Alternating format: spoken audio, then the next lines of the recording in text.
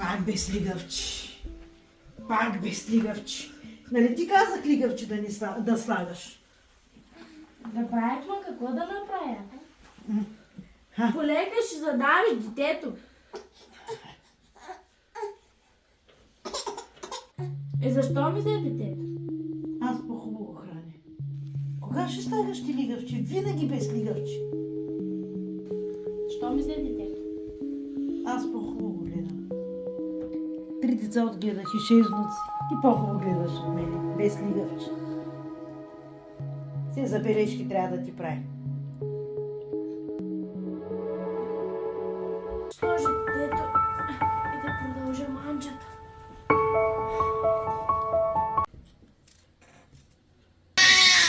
Дали може да си гледа детето, бе? Аз трябва да се занимавам с него.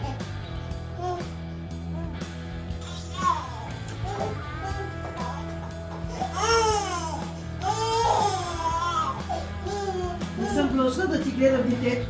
Вече съм гладната с манджа, кога ще стане? Айде.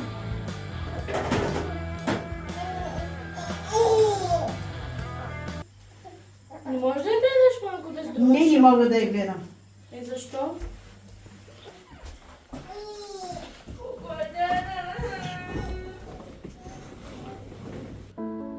Ще гледам аз детето. Тя цяла ден какво прави? Една манджа не може да направи, едно дете не може да гледа. Моите деца са си пораснали. Не съм длъжна да я гледам детето.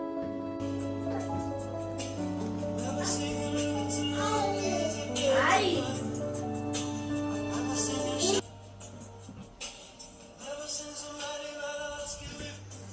Може ли поне да смениш памперса и Това ще ми разваляш релакса. Я моля ти да се справяш. След малко ми свърша релакса, искам да ям. Ама да се довърша манджата. Искам да ям след малко, да го правя и се с детето. Ма накъде? Когато имам време.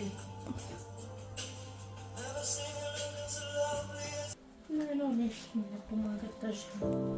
Кафе да ми. За какво съм тук?